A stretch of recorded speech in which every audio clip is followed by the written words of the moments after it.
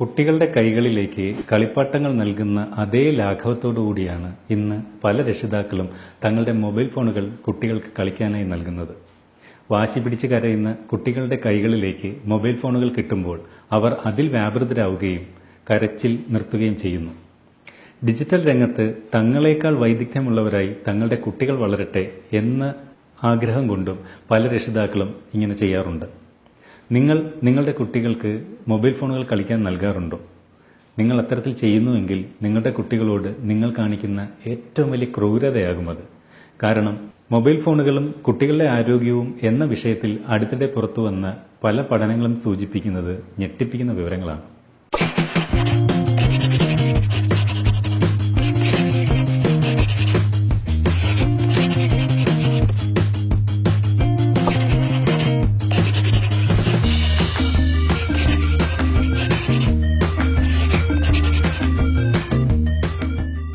കുട്ടികളുടെ കണ്ണുകൾ വളർച്ചാഘട്ടത്തിൽ അഥവാ ഡെവലപ്പിംഗ് സ്റ്റേജിൽ ആയതിനാൽ ഫോണുകളുടെ ഡിസ്പ്ലേയിൽ നിന്നും വരുന്ന അപകടകരമായ പ്രകാശത്തെ ചെറുക്കാനാവില്ല. ഇത് കണ്ണിന്റെ റെറ്റിനയെ ബാധിക്കുകയും പ്രായാധിക്യത്താൽ വരുന്ന കാഴ്ചക്കുറവ് പോലെയുള്ള നേത്ര രോഗങ്ങൾ വളരെ നേരത്തെ വരാനും ഇടയാക്കും. ഇന്ന് കാണുന്ന മിക്ക ഫോണുകളിലും ബ്രൈറ്റ്നറും കളർഫുള്ളുമായതുമായ ഡിസ്പ്ലേ ലഭിക്കാനായി ഉപയോഗിച്ചിരിക്കുന്നത് LED എന്നറിയപ്പെടുന്ന ലൈറ്റ് എമിറ്റിംഗ് ഡയോഡുകളാണ്. എന്നാൽ ഇവ കണ്ണിന് ഹാനികരമായ നീല നിറത്തെ കൂടുതൽ പുറപ്പെടുവിക്കുന്നു. ഫോണുകളും ടാബ്ലറ്റുകളും കണ്ണിനോട് വളരെ അടുത്തു പിടിച്ചു നോക്കുന്നതിനാൽ അവ സൃഷ്ടിക്കുന്ന ആഘാതവും ചെറുതല്ല. എന്നാൽ TV കാണുന്ന സമയത്ത് നാം അല്പം ദൂരെ മാറിയിരിക്കുന്നതിനാൽ അവയിൽ നിന്നും ഉണ്ടാകുന്ന ആരോഗ്യ പ്രശ്നങ്ങൾ ഫോണുകളേക്കാൾ താരതമ്യേന കുറവായിരിക്കും. എന്നിരുന്നാലും അവയും പൂർണ്ണ സുരക്ഷിതമെന്ന് പറയാനാവില്ല. കണ്ണുകളുടെ ഇമ ചിമ്മാതെ അതീവ ശ്രദ്ധയോടെ മൊബൈൽ സ്ക്രീനിലേക്ക് നോക്കിയിരിക്കുന്നത് പലപ്പോഴും കണ്ണിലെ ഈർപ്പം ഇല്ലാതാക്കാൻ കാരണമാകാറുണ്ട്. ദീർഘനേരം സ്ക്രീനിലേക്ക് നോക്കിയിരിക്കുന്നത് ഒഴിവാക്കണം. കഴിഞ്ഞ കുറച്ചു വർഷങ്ങളായി കണ്ണിനുണ്ടാകുന്ന അസുഖങ്ങളെ തുടർന്ന് ചികിത്സ തേടിയെത്തുന്ന കുട്ടികളുടെ എണ്ണം വർദ്ധിച്ചിട്ടുണ്ട് എന്ന് നേത്രരോഗ ചികിത്സാ രംഗത്തെ വിദഗ്ധ ഡോക്ടർമാരും സാക്ഷ്യപ്പെടുത്തുന്നുണ്ട്. ഒരു മുറിയിൽ തന്നെ ഇരുന്ന് മൊബൈലുമായി കളിക്കുന്ന കുട്ടികൾ കൂടുതൽ സമയവും അനങ്ങാതെ ഇരിക്കുന്നതിനാൽ അമിതവണ്ണം, ഉറക്കമില്ലായ്മ തുടങ്ങിയ ഗുരുതര ആരോഗ്യ പ്രശ്നങ്ങൾക്കും കാരണമാകാറുണ്ട്. കുട്ടികളുടെ ശാരീരികവും മാനസികവുമായ വളർച്ചയ്ക്ക് വ്യായാമം ലഭിക്കുന്ന തരത്തിലുള്ള പ്രവർത്തനങ്ങളിൽ കുട്ടികൾ ഏർപ്പെടേണ്ടതാണ്. എപ്പോഴും മുറിക്കുള്ളിൽ ഒതുങ്ങിയിരുന്ന് കളിക്കുന്ന കുട്ടികൾ കാണുന്നത് മുറിക്കുള്ളിൽ ചെറിയ ദൂരത്തിൽ ഇരിക്കുന്ന വസ്തുക്കളെ മാത്രമാണ്. സ്ഥിരമായി മുറിക്കുള്ളിൽ മാത്രം ഇരിക്കുന്നത് ദൂരെയുള്ള വസ്തുക്കളെ കാണാനുള്ള കഴിവും കുറയ്ക്കുമെന്ന് വിദഗ്ധർ മുന്നറിയിപ്പ് നൽകുന്നുണ്ട്. മറ്റുള്ള കുട്ടികളുമായും മുതിർന്നവരുമായും അടുത്തിടപഴകേണ്ടുന്നത് കുട്ടികളുടെ പെരുമാറ്റ രൂപീകരണത്തിനും അത്യന്താപേക്ഷിതമാണ്.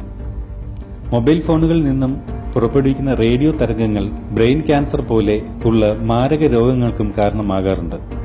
മുതിർന്നവരെ അപേക്ഷിച്ച് കുട്ടികളുടെ തലയുടെ വലിപ്പക്കുറവും തലയോട്ടിയുടെ കട്ടിക്കുറവും ഇത്തരം റേഡിയോ തരംഗങ്ങൾ കൂടുതൽ പ്രശ്നം സൃഷ്ടിക്കാൻ ഇടയാക്കും. എന്തൊക്കെയാണ് ഇതിനായി നാം എടുത്തിരിക്കേണ്ട മുൻകരുതലുകൾ? 2 വയസ്സിൽ താഴെയുള്ള കുട്ടികൾക്ക് ഒരു കാരണവശാലും ഇത്തരം ഉപകരണങ്ങൾ നൽകരുത്. മൊബൈലുകൾ എപ്പോഴും നിശ്ചിത അകലത്തിൽ പിടിക്കുക. കഴുത്ത് കുമ്പിട്ടിരുന്ന് മൊബൈൽ ഒരു കാരണവശാലും നോക്കരുത്. ഇരുട്ടുമുറികൾക്കുള്ളിൽ സ്മാർട്ട് ഫോൺ ഉപയോഗിക്കാതെ ഇരിക്കുക.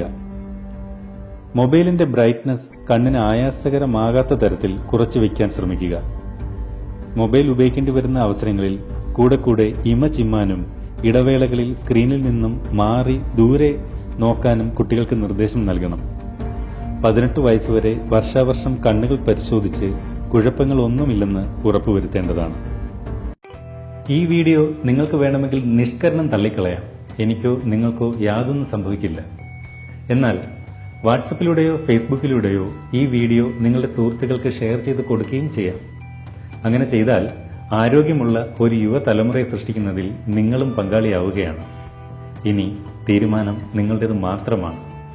ഈ വീഡിയോ ചാനലിൽ നിന്ന് തയ്യാറാക്കുന്ന ഇതുപോലുള്ള വീഡിയോകൾ നിങ്ങളിലേക്ക് വളരെ പെട്ടെന്ന് എത്തിച്ചേരണമെങ്കിൽ ഈ വീഡിയോ ചാനൽ സബ്സ്ക്രൈബും ചെയ്യാം. അടുത്ത വീഡിയോയിൽ വീണ്ടും കാണാം എന്ന പ്രതീക്ഷയോടെ സൈനിങ് ഓഫ്, ജയരാജ്.